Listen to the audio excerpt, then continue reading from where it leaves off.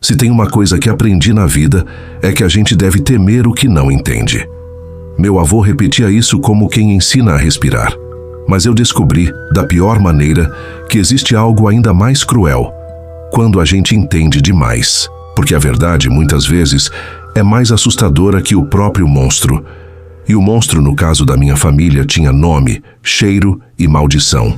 Tudo começou no interior de Sergipe, num vilarejo pequeno, cercado de canaviais e de noites tão silenciosas que qualquer grilo parecia gritar dentro do ouvido. A paz ali não era de vidro, mas de porcelana, bela, mas quebradiça. A vida seguia no compasso do sino da igreja e do canto do galo, até que o velho padre morreu. Morreu cansado, como quem se despede do mundo sem querer mais brigar. A igreja ficou vazia e um buraco se abriu na fé do povo. Foi nesse buraco que a morte se instalou. A princípio se manifestou sorrateira nos animais. Galinhas degoladas, porcos retalhados, vacas abertas como se tivessem sido cortadas a facão. O pasto amanhecia um campo de guerra. Aquilo não era obra de onça. Onça mata para comer, não para espalhar crueldade. O medo se arrastou como fumaça pela vila. O povo se agarrou à chegada do padre João, um homem jovem, de rosto fechado e fala mansa. Todos acreditaram que ele era a salvação. Mal sabiam que a salvação tinha cheiro de enxofre. Quando o antigo delegado foi encontrado dilacerado, com os olhos arregalados e a boca congelada em um grito, ninguém conseguiu se enganar mais. Disseram que era onça, mas eu conhecia as marcas. Eram unhas, não garras de felino. O corpo tinha sido despedaçado como se fosse carne podre. O delegado, antes de morrer, deixou um diário escondido em sua mesa. Um caderno manchado de sangue seco que falava de um demônio, de noites de lua cheia e de um ser amaldiçoado, que só poderia ser morto com uma bala moldada no osso de um santo. Eu sou Antônio, filho de caçadores, neto de homens do mato. Tinha 30 anos naquela época, a idade em que a coragem ainda vence o bom senso. Quando vi os rastros, peguei minha espingarda e entrei no mato. Caçar era meu ofício e meu orgulho. Pensei que fosse uma fera comum, só maior. Mas o que encontrei me tirou para sempre a inocência. À beira do rio, sob a lua cheia, vi a criatura. O corpo era de homem, mas coberto de pelos negros grossos que se arrepiavam com a luz da lua. A cabeça era de lobo, com um focinho grotesco e dentes amarelados que brilhavam de saliva. Ele derrubou um novilho com um só golpe, cravando os dentes na garganta e sacudindo até romper ossos. Eu fiquei imóvel, paralisado, e minha arma pesava como chumbo nas mãos. Não disparei, não por covardia, mas porque percebi que um tiro comum seria tão inútil quanto um estilingue contra um trovão. Na noite seguinte, o vilarejo foi tomado por gritos. Uma família inteira, os Rodrigues, foi encontrada em pedaços dentro da própria casa, como se a morte tivesse arrombado a porta. Portas trancadas não seguram monstros. Foi então que a investigação me levou de volta à delegacia, ao diário do delegado morto. Li e reli aquelas páginas trêmulas, a letra suja de pressa e desespero. O delegado havia desconfiado do padre João. Dizia que nas noites de lua cheia, ele desaparecia dentro da igreja, trancado, e ninguém o via até o amanhecer. A fé do povo dizia que ele orava. O diário dizia outra coisa. Na noite seguinte, eu montei a armadilha. Me escondi perto da igreja, com a lua já subindo no céu. Vi quando o padre entrou, carregando correntes grossas, o rosto coberto de suor, os olhos marejados. Ele se acorrentou a uma argola na parede, os dedos tremendo, e murmurou orações que não soavam como pedidos de fé, mas como gritos de desespero. Quando ele me viu, quase desabou. "Eu não aguento mais, Antônio", sussurrou. "Por Deus, me ajude."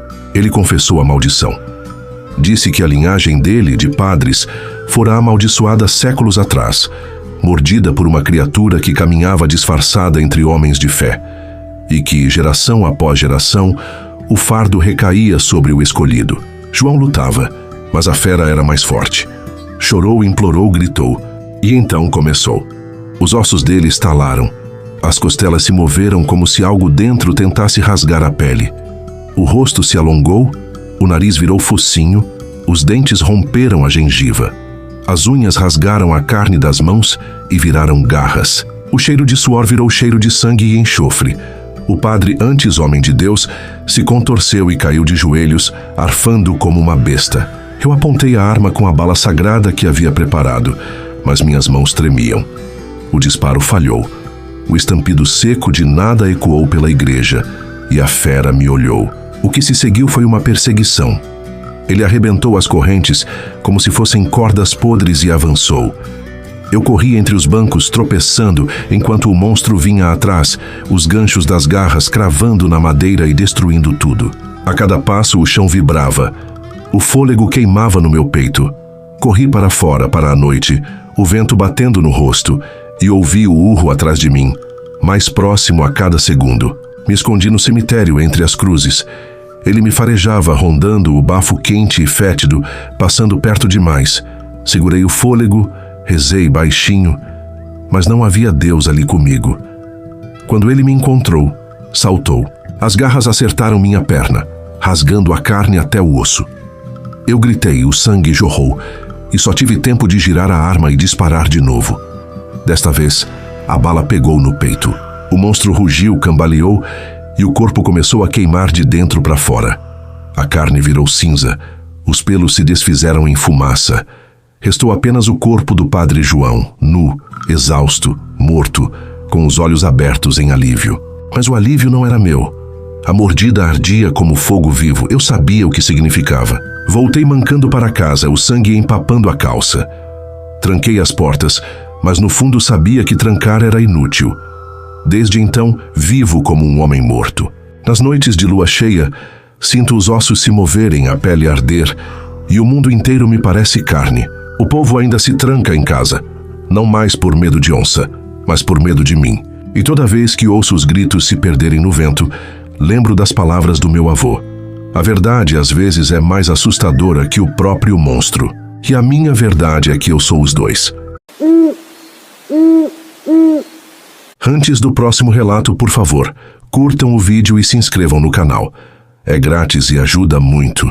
Eu me chamo Alberto e carrego esta lembrança como um tumor adormecido dentro de mim. Hoje, aos 59 anos, as rugas no meu rosto contam histórias de sol e tempo, mas são as marcas invisíveis daquela noite de 1983, quando eu tinha 17, que realmente me definem. Pedra Branca, o lugarejo encravado no coração das Minas Gerais, era um mundo à parte, um mosaico de pequenas propriedades rurais aninhadas entre serras imponentes e uma mata que parecia engolir a luz do sol. Nossos vizinhos eram quase todos parentes, gente simples que tirava o sustento da terra, com as mãos calejadas pelo plantio e os olhos acostumados à escuridão profunda da noite. Naquele tempo, a vida era regida pelo ritmo da natureza. Sem a luz elétrica para afastar os medos da noite, as trevas eram palpáveis, quase sólidas. O silêncio era a trilha sonora constante, pontuado pelo canto monótono dos grilos, o coachar úmido dos sapos nos brejos distantes e, por vezes, o lamento fantasmagórico dos cães ecoando pelas colinas. As histórias de assombração eram o tempero das nossas conversas noturnas. Lendas de lobisomens famintos e almas errantes que vagavam pelas encruzilhadas poeirentas. Meu avô, um homem de poucas palavras e muitos mistérios nos olhos, jurava ter visto o lobisomem em uma noite de lua velha, mas para mim eram apenas contos para assustar crianças. Eu nunca acreditei de verdade, até aquela noite fatídica. A lua cheia daquela noite pairava no céu como um disco de ouro incandescente, banhando as encostas da serra com uma luz espectral, quase irreal. Fui com meu tio Jovino ajudar a trazer de volta uma novilha arisca que se embrenhou na mata. Éramos só nós dois, a companhia um do outro cortando o silêncio com passos hesitantes sobre as folhas secas. Nossa única defesa era uma velha espingarda de cartucho único, enferrujada nos cantos, e a fraca chama amarelada de uma lamparina a querosene, que mal riscava a escuridão ao nosso redor. A mata naquela noite parecia respirar. Cada estalo de um galho seco sob nossos pés era amplificado pelo silêncio, fazendo meu coração adolescente disparar no peito. De repente ele surgiu. Primeiro, um som gutural arranhado quebrando a paz da noite. Não era o latido familiar de um cachorro, nem o uivo melancólico de um lobo. Era algo híbrido, bestial, carregado de uma dor lancinante e uma fúria primordial que parecia vibrar no ar. Tio Jovino parou abruptamente, a mão ossuda crispada no meu braço, os olhos arregalados refletindo a luz da lua com um brilho de terror puro. Ele me fez um sinal de silêncio absoluto, o dedo trêmulo nos lábios. O som vinha de perto, muito perto, carregado de um cheiro acre e selvagem que picava minhas narinas. Avançamos com cautela, a coragem raspando no fundo da garganta como areia. Os bois no pasto, outrora tranquilos, agora estavam inquietos, berrando ansiosamente e batendo os cascos contra as estacas da cerca, como se pressentissem uma ameaça ancestral.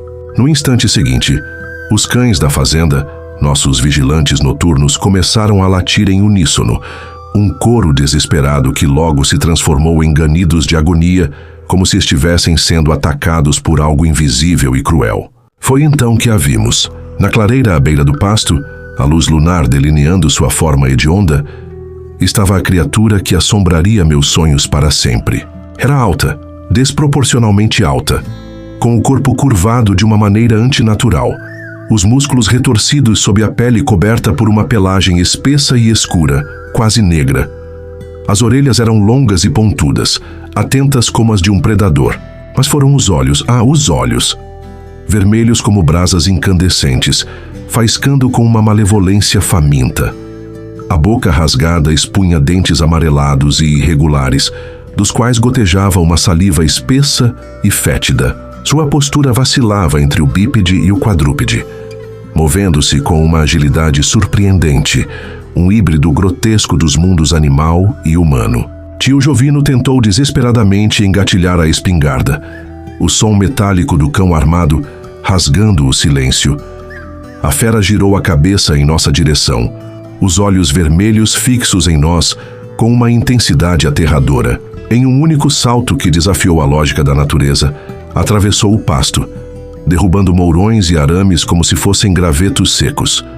Meu corpo congelou, minhas pernas transformadas em estacas de madeira. O cheiro nauseabundo de sangue e pelo molhado invadiu meu olfato, embrulhando meu estômago. A criatura investiu contra meu tio primeiro. No último instante, com a coragem desesperada de um homem acuado, ele disparou a espingarda. O estampido seco e violento ecoou pela serra, seguido por um urro de dor e fúria da besta. O cartucho atingiu o ombro da criatura, estilhaçando os ossos, mas ela não caiu. Apenas cambaleou por um instante, o uivo ecoando ainda mais alto, carregado de uma agonia sobrenatural. Então, com uma força que parecia sobre-humana, agarrou meu tio e o arremessou contra o tronco maciço de um jequitibá. O som do impacto foi abafado e horrível, um baque surdo seguido por um gemido abafado de dor. O pavor me paralisou por um momento, a mente gritando para correr, mas o corpo se recusando a obedecer. A criatura se virou para mim, o olhar flamejante fixo no meu rosto. Nossos olhos se encontraram por uma fração de segundo, que se estendeu como uma eternidade. Naquele instante de terror absoluto, percebi que não era apenas um animal selvagem. Havia algo mais ali. Uma centelha de consciência, talvez sofrimento, talvez um reconhecimento perturbador, ou até mesmo um ódio direcionado. Com um rugido bestial que parecia arrancar as árvores do chão, a fera avançou em minha direção. Caí para trás, tropeçando em minhas próprias pernas, a lamparina de querosene sendo a única coisa entre mim e aquelas garras afiadas. No desespero, a lamparina escapuliu da minha mão e se espatifou no chão. O líquido inflamável se espalhando e incendiando a pelagem escura da criatura. Ela se contorceu em fúria, soltando um uivo ainda mais lancinante, um som que fez os bois em pânico dispararem em debandada pelo campo escuro. A fera em chamas correu cambaleando em direção à mata densa, desaparecendo na escuridão como um espectro flamejante, deixando para trás um rastro de pegadas enormes e chamuscadas e o cheiro acre de pelo queimado pairando no ar. Passei o resto daquela noite escura e fria, amparando meu tio, que milagrosamente sobreviveu, mas com o braço quebrado em vários pontos e as costelas trincadas. No dia seguinte, com o sol já alto no céu, Voltamos à roça para procurar vestígios daquela noite de horror. Encontramos manchas de sangue escuro na relva, pedaços de pelo queimado agarrados aos galhos e as pegadas monstruosas que seguiam em direção a uma velha encruzilhada, onde misteriosamente desapareciam como se a terra a tivesse engolido. O mais perturbador, o que realmente me assombra até hoje, aconteceu no domingo seguinte, na missa da pequena capela da comunidade.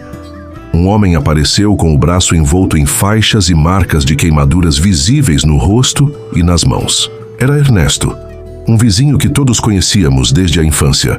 Um rapaz reservado, de saúde frágil e olhar sempre esquivo. Naquele dia, quando nossos olhos se cruzaram por um breve instante, ele desviou o olhar imediatamente, a cabeça baixa, como se carregasse um fardo de culpa tão pesado que o vergava. Nunca mais trocamos uma palavra sobre o que aconteceu naquela noite. Ernesto morreu alguns anos depois, de uma doença repentina e inexplicável, um mistério que paira sobre Pedra Branca até hoje. Mas eu sei o que vi. Eu sei o que perseguiu os bois com olhos famintos, o que arremessou meu tio como um boneco de trapo e quase me despedaçou com garras e dentes. Eu vi o lobisomem, que até hoje, quando a lua cheia acende majestosa por trás da linha escura da serra, sinto o mesmo arrepio gelado percorrer minha espinha. A mesma sensação visceral de que ele ainda está por perto, espreitando nas sombras, esperando a próxima noite escura para saciar sua sede de caça. O medo nunca se foi. Ele apenas aprendeu a hibernar, à espera da próxima lua cheia em Pedra Branca. Meu nome é João. Em 1997, eu era um adolescente de 15 anos e morava numa fazenda em Corguinho, Mato Grosso do Sul. A vida por lá sempre foi pacata, só o barulho dos bichos e o vento no pasto. A gente era acostumado com onça, com sucuri, mas o que aconteceu naquele ano, meu amigo, era de arrepiar os cabelos do braço e gelar a espinha. Tudo começou com as notícias. A gente via na televisão, no programa do Gugu e no Ratinho, uns jornalistas falando de uns bichos mortos em Porto Rico. Galinha, cabra, tudo com um furo no pescoço e sem uma gota de sangue. A gente achava que era invenção da TV para dar audiência. Coisa de gringo, meu pai falava. Mas a gente parou de rir quando o que parecia lenda chegou na nossa porteira. O primeiro a ver foi o seu Zé, que morava no sítio vizinho. Ele tinha umas galinhas e porcos e numa manhã encontrou 10 galinhas amontoadas, mortas. A gente foi lá ver. A gente esperava marcas de dente e pena espalhada, mas não tinha nada disso. As bichas estavam inteiras, só com um furinho limpo no pescoço. E o sangue? Não tinha. O chão estava seco.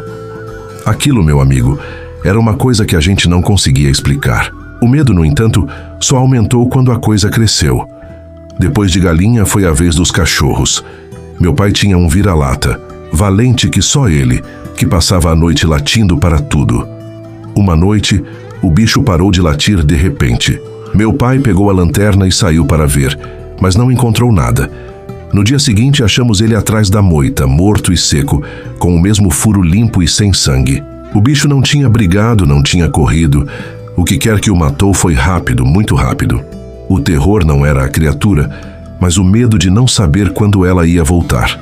O uivo dos cachorros, antes tão comum, agora era um som de puro desespero. Quando eles uivavam de forma diferente, a gente sabia. A coisa estava por perto. A gente tentou se defender. Meu pai e os vizinhos montaram vigília. Se revezavam de madrugada, armados com espingardas e foices. Mas o bicho era esperto. Ele não atacava onde a gente estava. Ele atacava longe. Numa noite, enquanto o seu Zé estava de vigília na porteira, a gente ouviu um barulho de pânico vindo do galinheiro, que ficava a uns 100 metros de distância. Corremos para lá, o coração na garganta. Encontramos mais galinhas mortas. A mesma coisa. O bicho tinha enganado a gente. Ele sabia onde a gente estava e atacou em outro lugar. A coisa ficou pessoal na noite que o meu vizinho, o seu Geraldo, encontrou o cachorro dele. Um pastor alemão enorme e corajoso, morto na varanda. Era o mesmo furo no pescoço. O animal não tinha brigado, nem lutado. O corpo estava esvaziado, como se a vida tivesse sido sugada dele. Meu vizinho era um homem cético, mas ele chorou. Ele chorou de medo, e o pânico dele virou o nosso. Foi quando meu tio, que também morava na fazenda, estava voltando para casa que ele a viu. Ele me contou, com a voz falhando, que o bicho era alto e magro, com uns 2 metros, a pele cinzenta e parecendo de réptil. O rosto era comprido, como se fosse um bico de ave, mas com olhos grandes, vermelhos e saltados. Eram eles que brilhavam no escuro da noite, como 2 brasas ardentes. As orelhas eram pontudas e as mãos tinham garras longas e finas. Ele me disse que o bicho não corria. Ele se movia em pulos numa agilidade que desafiava a natureza. O tio correu para casa e se trancou. E a gente não teve mais paz. A gente trancava as portas, dormia com a luz acesa e rezava para o dia nascer. A gente sabia que o chupa-cabra plantou no Brasil não foi a lenda, foi o medo. Um medo que sugou a coragem de todo mundo e que não foi embora junto com a notícia. Ele ficou na gente, nas nossas histórias, nas nossas noites de vigília. Dizem que Pedra Branca não aparece nos mapas não por esquecimento, mas por escolha. Uma cidade escondida no sertão de Minas Gerais, com pouco mais de 2.000 pessoas, ruas de terra batida e casas de adobe que pareciam esquecidas no tempo. De dia tudo parecia comum, mas à noite, sobretudo nas luas cheias, um peso no ar fazia a cidade inteira segurar a respiração. Era um silêncio que pesava, carregado com o cheiro de terra molhada e medo antigo. No alto, cercada por uma névoa que nunca se desfazia, ficava a serra. Desde que me entendo por gente, repetiam o mesmo conselho. A serra não é lugar de homem. Nunca explicavam o motivo. A ausência de palavras era a maior resposta. No coração da cidade morava a família Almeida. O pai, seu Joaquim, um homem alto e rígido, parecia ter a força de um touro. Seus 5 filhos eram todos rapazes fortes, mas o mais velho, Samuel, chamava a atenção de um jeito que ninguém gostava de admitir. Ele era calado, com um olhar profundo que parecia atravessar a pele das pessoas e se fixar direto no que havia de mais frágil nelas. As moças da cidade se benziam quando cruzavam com ele, e até os homens evitavam sua companhia. A mãe, Dona Rita, vivia em preces intermináveis, o terço colado às mãos como se fosse parte do corpo. Eles carregavam um fardo antigo, uma sombra herdada de gerações. O avô de Samuel, contavam em sussurros, tinha sido morto por uma bala de prata. O primeiro sinal não foi o cachorro do delegado, mas o silêncio dos grilos. Numa madrugada abafada, eles pararam de cantar em uníssono, como se uma presença gélida os tivesse calado. Minutos depois, um uivo rasgou o ar. Não era o uivo de um cachorro, mas um som profundo, gutural, que parecia vir do centro da terra. No amanhecer, o cachorro do delegado foi encontrado no quintal, em pedaços. Seus olhos esbugalhados, um misto de horror e súplica, pareciam nos acusar. Dias depois, a mesma sequência se repetia. Um silêncio opressor, um uivo assustador e, no dia seguinte, a descoberta macabra. Cabras desapareceram, seguidas por porcos, depois bezerros. Eram sempre mortos e deixados em pedaços, como oferendas macabras. Os mais céticos falavam em onça, mas onça caça por fome. Aquilo era diferente. Aquilo era pessoal, um ato de crueldade que exibia uma inteligência distorcida. Numa sexta-feira, Samuel desapareceu da casa dos pais. Voltou ao amanhecer coberto de barro, roupas em farrapos, os olhos vermelhos e inchados como se tivesse chorado sangue. Seus lábios estavam finos, retraídos em uma linha quase invisível, mas um detalhe aterrorizante escapou aos olhos dos vizinhos. Sob a sujeira, um sorriso fino se escondia no canto da boca. Disse que caçava tatu. Ninguém acreditou. O pai o trancou no quarto por 2 dias. Naquelas noites, a cidade inteira ouviu os gritos de Samuel, gritos que não eram de dor, mas de uma agonia animalesca. A eles se misturavam estalos, como ossos se quebrando e se rearrumando. Dona Rita chorava do lado de fora, o terço deslizando em suas mãos trêmulas, mas suas preces não eram para pedir ajuda, e sim para conter o monstro que ela sabia estar lá dentro. Ela sussurrava preces como se fosse um mantra de contenção. Foi nesse tempo que um forasteiro chegou. Apresentava-se como o Dr. Érico, pesquisador da Universidade Federal.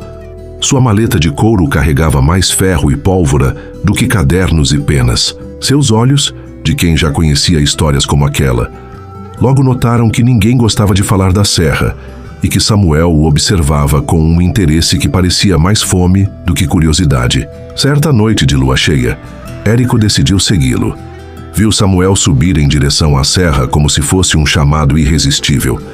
Escondido atrás de uma rocha, testemunhou o impensável. Samuel caiu de joelhos, arquejando.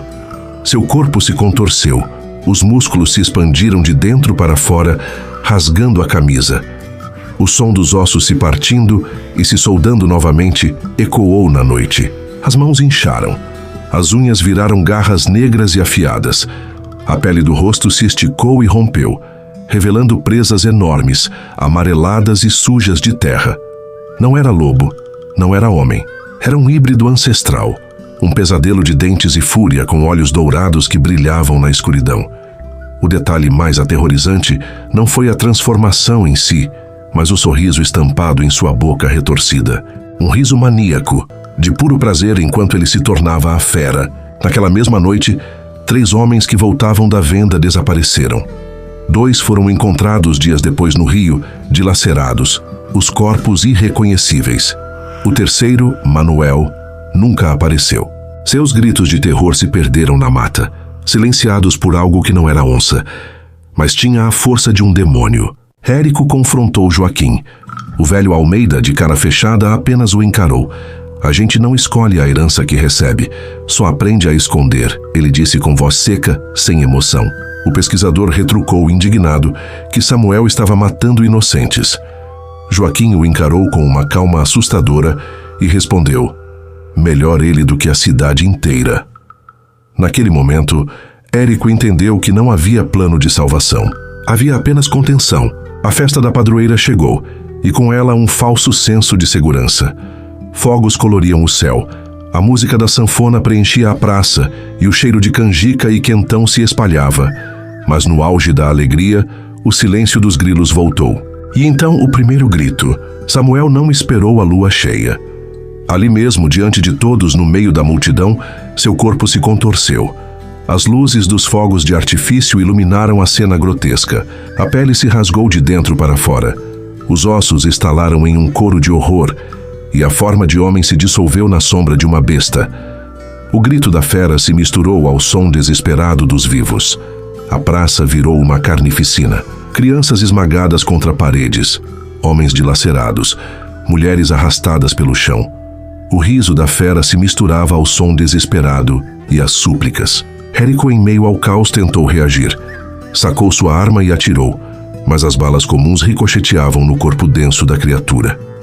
Samuel avançou sobre ele, pronto para o golpe final, quando um disparo ecoou. Foi Dona Rita. Segurava uma espingarda antiga de 2 canos carregada com 2 balas de prata. A primeira atingiu o peito da fera, que cambaleou. A segunda, o ombro. O monstro caiu, ferido, mas ainda respirava. O corpo se retorceu até voltar à forma humana.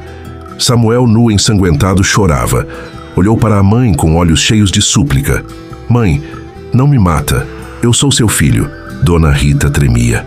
O terço ainda estava em sua mão esquerda. As lágrimas corriam pelo rosto, mas sua voz saiu firme. Meu filho morreu no dia em que sentiu prazer com sangue humano. O segundo tiro soou e Samuel tombou sem vida. Naquela noite, metade da cidade foi destruída. Os sobreviventes queimaram o corpo do rapaz na serra, misturando seu sangue às pedras, na esperança de encerrar a maldição. Uma semana depois, encontraram Dona Rita enforcada no quintal, um bilhete apertado em sua mão. Algumas maldições não morrem com bala, elas correm no sangue. Meses mais tarde, em Belo Horizonte, Érico tentou seguir sua vida. Mas numa madrugada chuvosa, recebeu uma carta sem remetente. Dentro, havia apenas um pedaço de pano ensanguentado e uma frase escrita em letra trêmula. Ele não era o único, ele era apenas o primeiro a se libertar. Meu nome é Sérgio Andrade e tenho 54 anos. Hoje eu vivo em Juiz de Fora, Minas Gerais, mas nasci numa cidadezinha no interior de Goiás. É daquelas onde todo mundo se conhece e a vida é mais lenta, feita de conversa na venda, no bar e na feira. Foi lá ainda, moleque, que eu ouvi a história mais assustadora da minha vida. E olha, até hoje eu sonho com aquilo. Não porque eu vi, mas porque ouvi o relato de quem sobreviveu. O nome dele era Elias. Ele trabalhava na fazenda do coronel Augusto Menezes, um homem de ferro. Mas quando a história que ele me contou aconteceu, o coronel já estava aposentado do exército. E a fazenda, que antes era só dele, virou o palco de um pesadelo. A família dele era pequena, a esposa e uma filha chamada Clara, de uns 7 anos. A fazenda, enorme, era cercada de mata densa, daquelas que a gente se perde em 1 minuto. E os boatos diziam que lá dentro tinha de tudo, de gado a depósitos de munição escondidos. Quando Elias me contou essa história, ele já era um homem velho, doente. A pele dele era fina como papel de seda, e os olhos, fundos, pareciam carregar um peso que não tinha nome. Ele sempre dizia: "Menino, você acha que sabe o que é medo? Você não sabe. Medo de verdade é quando até homem treinado com farda e arma chora como criança. Eu vi isso. Eu vi soldados do exército implorando pela mãe antes de morrer. Tudo começou, ele me disse, com os animais. Primeiro, o gado. O coronel acordava com dezenas de bois mortos, destroçados. Não era ataque de onça. As vísceras estavam espalhadas, os ossos quebrados de um jeito estranho, como se o que tinha feito aquilo tivesse feito com raiva, com prazer de destruir. Depois foram os cachorros da fazenda, bichos grandes e bravos que nunca tinham deixado ninguém entrar. Eles foram arrancados em pedaços. Elias se lembrava do cheiro de sangue que ficava no chão, um cheiro doce e pesado que não saía por nada. Com o tempo, os vaqueiros começaram a desaparecer. Um deles, amigo do Elias, saiu de madrugada para ver o gado e nunca mais voltou. Só acharam o chapéu encharcado de sangue, pendurado na cerca quebrada. Outro foi encontrado no riacho, sem a metade do corpo. Era como se o diabo tivesse passado por ali, ele me disse, tremendo. A mata, antes um lugar de trabalho, se transformou em uma coisa viva, sombria, que parecia observar. Mas o verdadeiro inferno começou numa noite de lua cheia. A filha do coronel, Clara, estava dormindo no quarto quando o vidro da janela estilhaçou. A criatura entrou. O coronel ouviu o barulho e correu com a arma na mão. Ele mesmo viu a filha encurralada contra a parede e um monstro enorme pairando sobre ela. O bicho cheirava a mato podre misturado com perfume de boneca. O coronel, com a mira perfeita de um homem do exército, atirou. A bala acertou o peito da coisa, mas ela não caiu. A criatura uivou de dor, um som longo e profundo, mas se recusou a cair. Ela fugiu, deixando marcas de garras na parede, fundas como se um arado tivesse passado por ali. Depois disso, meu coronel perdeu o sossego. Ele usou seus contatos, chamou reforços, mas não era um exército. Eram soldados aposentados e alguns novatos, recrutados por lealdade a um velho amigo. Eram homens de honra, mas não eram a máquina de guerra de antes. A fazenda virou um acampamento improvisado, com metralhadoras, armadilhas, cães de caça, mas nada disso parecia adiantar. O monstro não atacava de qualquer jeito. Ele sabia esperar, sabia escolher. O terror não era a guerra. O terror era a espera. Nos dias seguintes, o silêncio da mata se tornou uma tortura. Os homens se armavam, mas o monstro não aparecia. Ele observava. Elias jurava que via olhos vermelhos brilhando à distância. Então os ataques começaram de novo, mais calculados. A criatura rasgava barracas, arrancava homens de dentro e os arrastava para o mato. O que restava eram gritos e sangue espalhado na grama.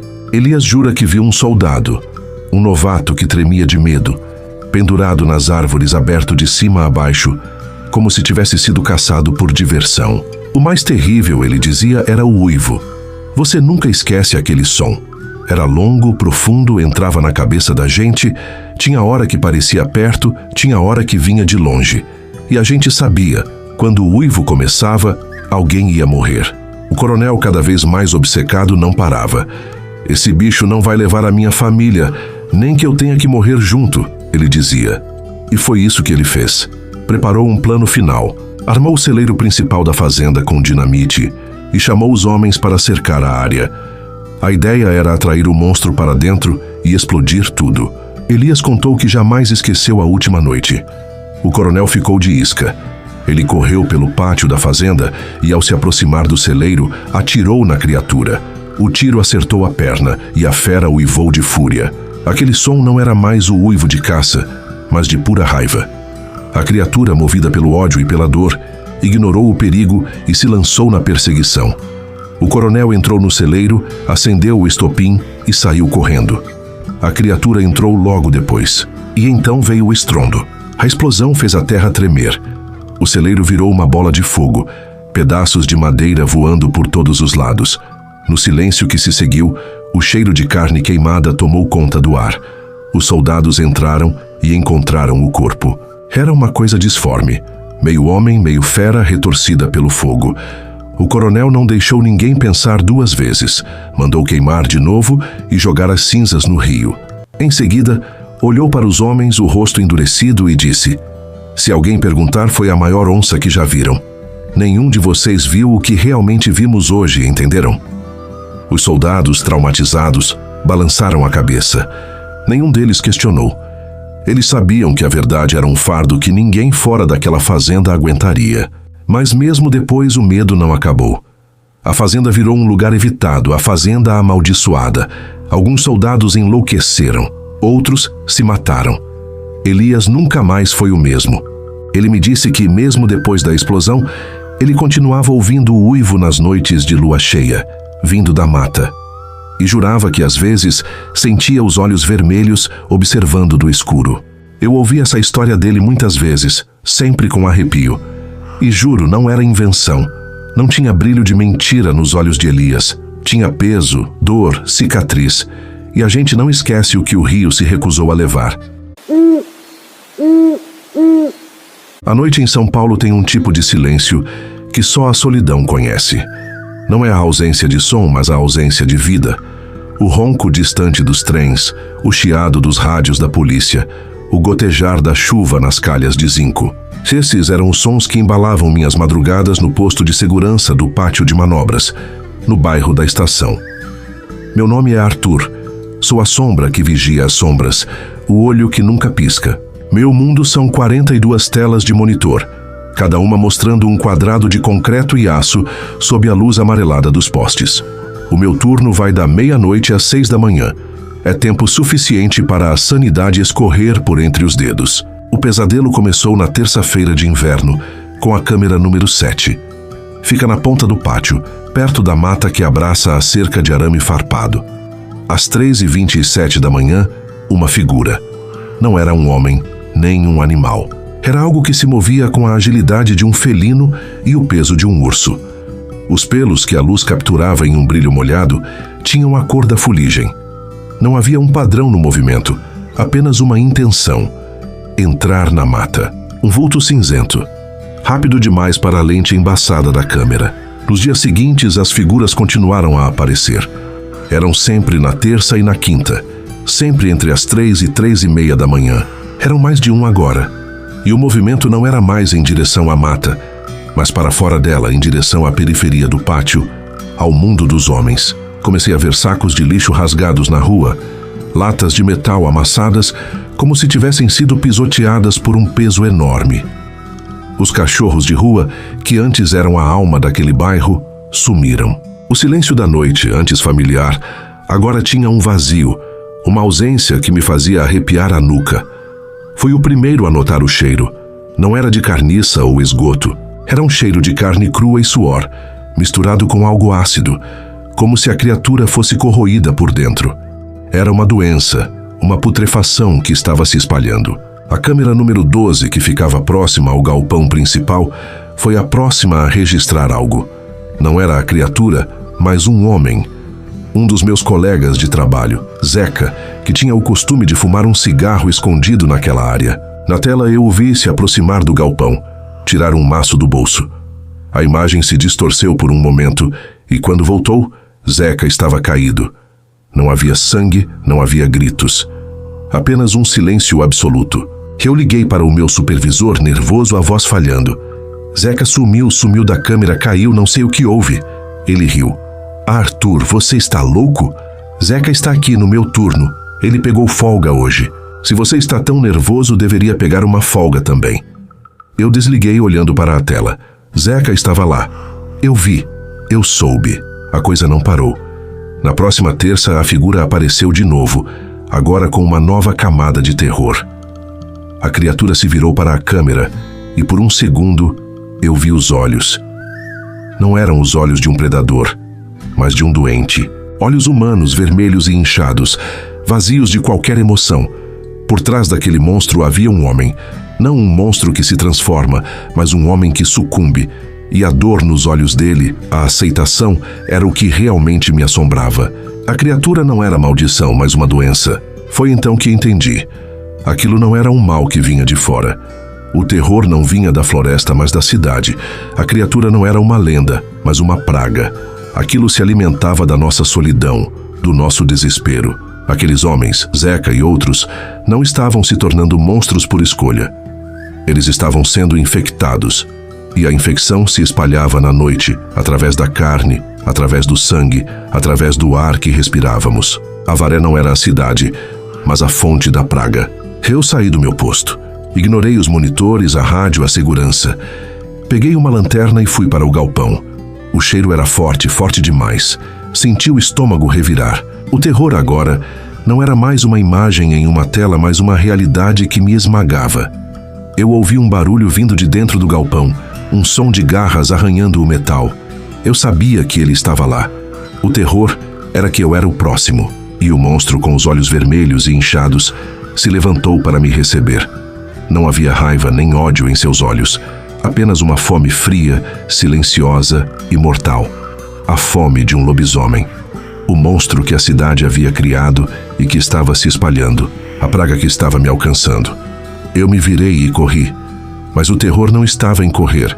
O terror estava no que eu sentia, uma dor que me consumia, uma dor que eu sabia que estava me transformando, uma dor que me lembrava que eu não era mais humano, mas a próxima vítima, o próximo monstro, o próximo lobisomem. Gostou do vídeo?